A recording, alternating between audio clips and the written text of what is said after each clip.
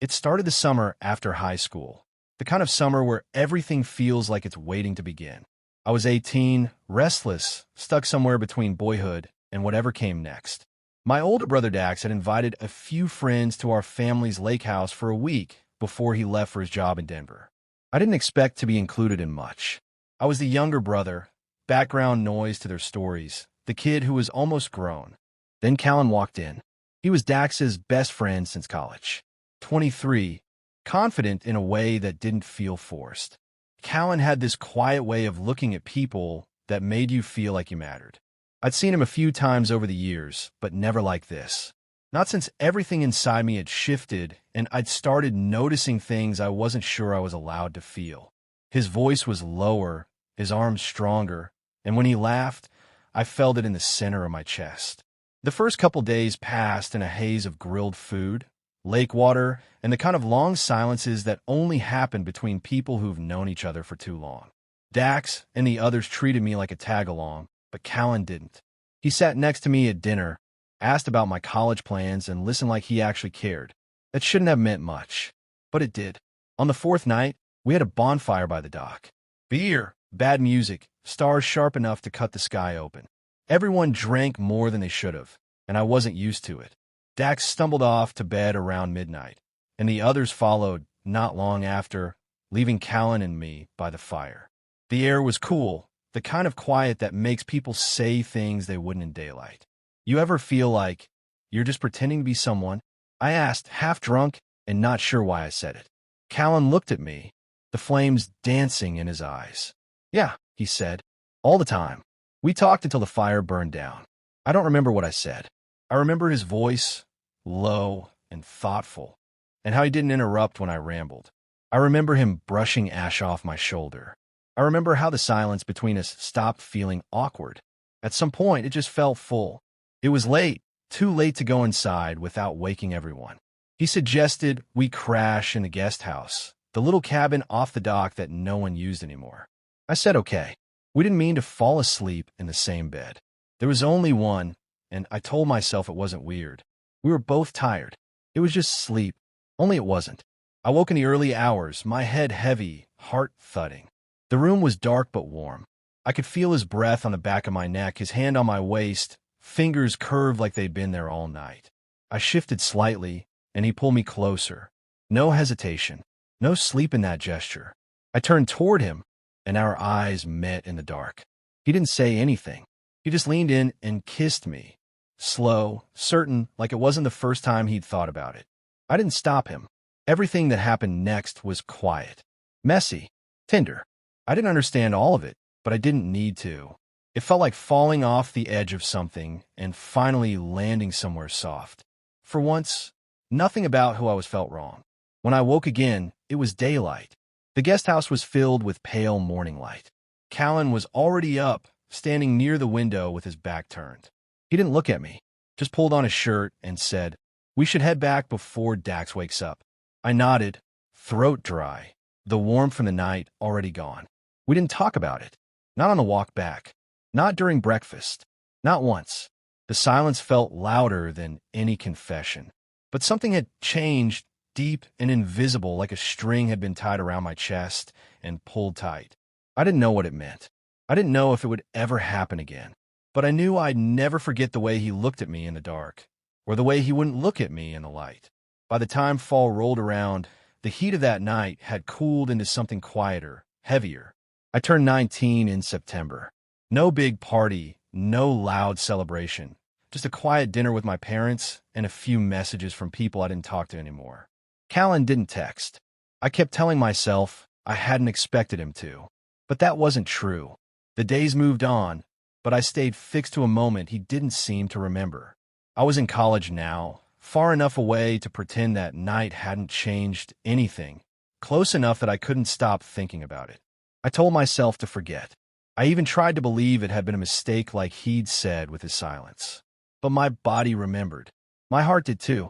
Sometimes I'd imagine him showing up at my dorm, hands in his pockets, apologizing for not calling sooner, telling me he was scared, that it had meant something, that he'd wanted it to mean something. But the truth was worse than silence. The truth was nothing. And yet, I couldn't let go. Winter break came. Dax came home, and with him, Callan. When I saw him again, it was like the air left the room. He looked the same smile, same quiet presence. But something was off. Or maybe it was just me. I studied the way he hugged my brother, laughed at his jokes, leaned back on the couch like he belonged there. I waited for his eyes to meet mine. When they did, it lasted only a second too long. That second ruined me. He didn't avoid me, exactly, but he didn't pull me aside, didn't say a word about the guest house or what happened between us. If anything, he treated me like I was just Dax's younger brother again, like nothing had ever changed. I told myself I'd imagined it all. That night, that kiss, the way his hand had fit against my waist. Maybe it was the alcohol, maybe it was me, but I couldn't keep pretending. Late one night, after everyone else had gone to bed, I found him standing on the back porch, smoking a cigarette. I hadn't even known he smoked. "You always this quiet?" I asked. He turned, surprised, like he hadn't noticed me. "Not always." I stepped closer, heart pounding in my chest. The cold bit into my skin, but I ignored it. "Do you remember that night?" I asked, voice barely above a whisper.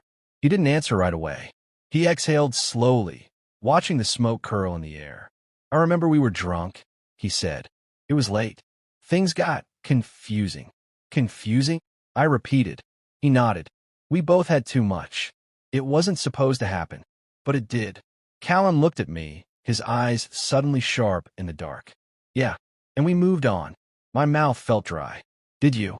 He didn't answer. I laughed softly, bitter. I spent months convincing myself that it meant something, that you just needed time, that maybe once I turned 19, it wouldn't feel so impossible. "You were 18, he said quickly, as if that justified everything. I took a step back. I wasn't a kid. I knew what I was doing. He looked away, jaw tight. "You should forget about it, Rhett." "I have." That was the part that broke me. Because I hadn't. I hadn't forgotten a single second. And here he was, saying it was nothing. I didn't cry. Not in front of him. But something cracked open inside me that night. Something I didn't know how to close. When I went back inside, the house felt different. Smaller. Colder. I climbed into bed and stared at the ceiling, Callan's voice still echoing in my head. "We moved on." I whispered it out loud, just to hear how it sounded. But the words felt like someone else's. I tried to move on, the way Callan had said, like it was simple, like it was just a switch I could flip. I downloaded dating apps. I went out. I let other people touch me. But none of it felt real. Not the way that night had. Not the way he had. Then I met Bryce. He wasn't like Callan. Bryce was warm, open, easy to talk to. He asked questions and actually listened to the answers. He didn't treat me like I was fragile or something he didn't want to name. And he made me laugh in that loose, effortless way I'd forgotten was possible. For a while, I let myself believe that maybe this was what healing looked like. We dated quietly. I didn't tell Dax. I didn't tell anyone, really. I wanted something that belonged just to me. I needed that. Bryce never pushed, never asked why I flinched when his fingers lingered too long, or why I sometimes pulled away from his kiss like it burned. I think he knew there was a ghost in the room, even if I never said Callan's name. But ghosts don't disappear just because you stop saying them out loud. One Friday night, Dax threw a party at his apartment. I didn't want to go, but Bryce convinced me. So it would be good to see people. Said I looked better when I laughed. When we walked in, I knew it was a mistake. Callan was there. He looked up from across the room, drink in hand, expression unreadable. He nodded, casual, like we were acquaintances passing on the street. Bryce put a hand on my back and led me to the kitchen, talking about drinks and snacks and how he used to hate college parties. I couldn't hear him. I could barely breathe. I felt Callan before I saw him next. He brushed past me in the hallway like we were strangers, then turned and caught my wrist. Gently but firmly. "Can we talk?" he asked, voice low. Bryce was in the next room, laughing with someone I barely knew. I nodded. We stepped outside onto the small balcony. It was cold, and the wind made it worse. "You seeing that guy?" Callan asked. I looked at him. "Yeah." He ran a hand through his hair. "It doesn't seem like your type." I laughed, sure dry. "And you would know what my type is?" His jaw tightened. "I didn't mean it like that." I shook my head. "Why are we out here, Callan?" He didn't answer right away. just looked at me like he was searching for something in my face. I think about it too, he said finally. That night, I haven't forgotten. My heart skipped. I hated how quickly hope lit up inside me, how fast I reached for it without thinking. Then why pretend you had? I asked, voice raw. He stepped closer. Because it scared the hell out of me. I didn't know what to say. I didn't trust him, but I wanted to. God, I wanted to. He touched my face, just a brush of fingers. I shouldn't have said what I said. I didn't mean it. I swallowed hard. And now, he didn't answer with words. He kissed me. It was soft, careful, and I let him. That night, I didn't go home with Bryce. I went with Callan. The morning after, he made coffee and played a record I'd once told him I liked. It felt like the beginning of something. The part in movies where things start to fall into place. I broke up with Bryce a few days later. I didn't tell him why. He didn't ask. For a week, it was good. Callan texted me first. He sent me songs that reminded him of me. He asked how my classes were going. He made plans. And then he didn't. The text slowed. The calls stopped. I told myself he was busy. I waited until I saw the photos. Someone tagged him on Instagram. Callan, smiling in a candlelit restaurant, holding hands with a woman I'd never seen before. More posts followed. Brunch dates. A weekend in Asheville. Matching sweaters. It was all public. Out loud. Real. The worst part? She looked safe. Like someone he could be proud of. I stared at my phone for hours, not moving. Not crying. Just empty. I finally texted him one word. Why? He never replied. I didn't delete the pictures right away. I stared at them for days, each one like a paper cut, small, sharp, and endlessly painful. I told myself I needed proof that it had all happened, that I hadn't imagined the way he looked at me, the way he held me in the dark, the way he whispered my name like a secret. But when the silence stretched past a week, then too, I stopped waiting. I turned off notifications, archived the messages, and finally pressed delete. My thumb hesitated just for a second, and then it was done. He was gone from my phone, but not from my mind. Not yet. Bryce never reached out again, and I didn't blame him. I'd chosen the ghost of someone who never wanted to stay. I thought I was chasing love, but I was really chasing a version of myself I thought Callan could make whole. Dax asked once if something had happened between me and Callan. We were sitting in the living room, the TV on low, both pretending to be interested in the game. I paused and shook my head. Nah, I said. We just grew apart. He didn't push. Maybe he already knew. Maybe he didn't want to. The weeks blurred into months. I started running every morning just to feel my lungs burn. I filled notebooks with half-thoughts and broken lines of poetry I'd never show anyone. I stopped answering texts from people who only remembered I existed when they needed something. And slowly, the quiet started to feel like peace instead of punishment. One night in early spring, I got a message from Callan. I didn't mean to hurt you. That was it. Just one line. Not even a hello. I stared at it until my phone screen dimmed. Then I powered it off and placed it face down on the table. He wanted to be forgiven without having to be accountable. He wanted to be the guy who didn't mean to, as if intentions could erase impact. I didn't reply. Instead, I opened a blank document and started writing him a letter I knew I'd never send. I told him everything I'd wanted to say that night on the balcony and every night since. I told him how small he made me feel with his silence, how much I hated that I still missed him, and how stupid I felt for believing I was different. I told him thank you for breaking something in me that needed to be broken, for showing me the difference between longing and love. I saved it, closed the file, and shut my laptop.